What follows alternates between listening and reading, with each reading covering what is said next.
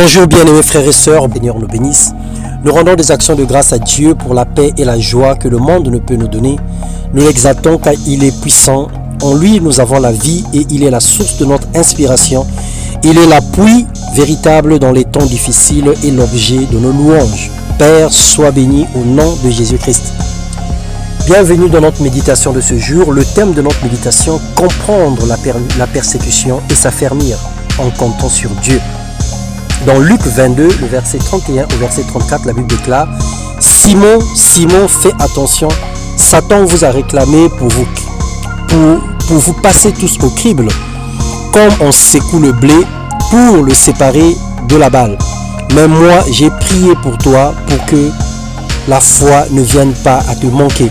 Et toi, le jour où tu seras revenu à moi, fortifie-toi. » Une autre version dit « Simon, Simon, le diable t'a réclamé pour te cribler comme du froment et j'ai prié pour toi le jour où tu seras affermi également les autres. » Bien-aimés frères et sœurs, le combat entre le diable et les saints est une guerre perpétuelle. Nous devons prendre conscience de cette situation. Quoi que nous fassions, où que nous soyons, il nous attaquera.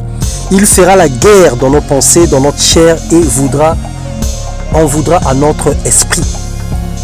Il nous déteste simplement parce que nous aimons le Seigneur Jésus-Christ, mais il nous atteint à cause parfois de notre légèreté, à cause de certains péchés, à cause des ouvertures que nous lui avons laissées directement ou indirectement. Dans 1 Timothée, le chapitre 3, le verset 10 à 13, la Bible déclare « Quelle persécution n'ai-je pas supportée et le Seigneur m'a délivré de toutes. Or, si tous ceux qui veulent vivre pieusement en Jésus-Christ seront persécutés, mais les hommes méchants et imposteurs avanceront toujours plus dans le mal, égarant les autres et égarés eux-mêmes. » L'apôtre Paul nous fait savoir que lorsque nous aimons le Seigneur et lorsque nous marchons dans la sainteté, lorsque nous marchons dans la piété, nous serons toujours persécutés parce que cette attitude ne plaît pas au diable. Mais ce n'est pas pour autant la raison de pouvoir abandonner, jeter l'éponge et repartir à tout ce qu'on avait vomi. Nous sommes également persécutés à cause de notre foi, à cause du respect que nous avons pour les choses saintes, donc notre piété. Nous n'échapperons pas à cette règle selon Luc 21, le verset 12. L'important est de savoir que nous gagnerons toujours cette bataille et si et seulement si nous demeurons dans les choses que nous avons apprises et reconnues certaines, sachant de qui nous les avons apprises dès notre nouvelle naissance. Il s'agit de la parole de Dieu. Si nous demeurons dans la parole de Dieu et que la parole de Dieu demeure en nous, nous allons gagner des victoires. Nous allons remporter des victoires et gagner des combats avec Jésus-Christ.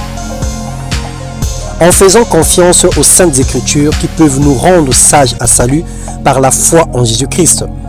Gardons la foi, demeurons debout et fermes, relevons-nous vite de nos erreurs et vivons dans la lumière.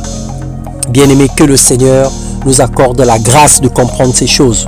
La grâce de savoir que toute écriture est inspirée de Dieu. La grâce de savoir que c'est par la puissance de la parole de Dieu que Jésus-Christ avait vaincu le diable dans le désert, selon Matthieu 4.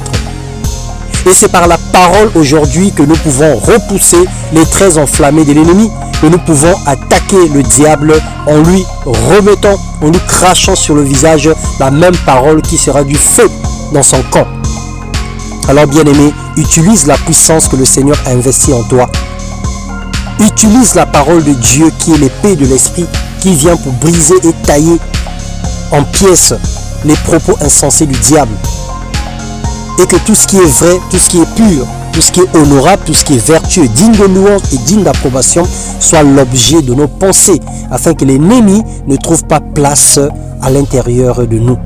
Que le Seigneur nous bénisse et qu'il nous accorde de gagner encore les combats que nous allons rencontrer durant ce week-end et jusqu'en fin du mois d'octobre, parce que nous rentrons dans le mois de la récolte. Nous sommes dans le mois de la récolte. Nous avons remporté la victoire et nous avons accusé des bilans positifs. Mais nous voulons maintenant aller rentrer en possession de notre héritage. Nous sommes arrivés à la terre promise. Nous devons maintenant cueillir les fruits. Nous devons maintenant nous jouir de ce que le Seigneur a mis à notre disposition. Que le Seigneur te bénisse et t'accorde une grâce excellente, une grande grâce et de l'abondance dans tout ce que ta main fera et dans tout ce que tu entreprendras dans le nom de Jésus-Christ. Amen.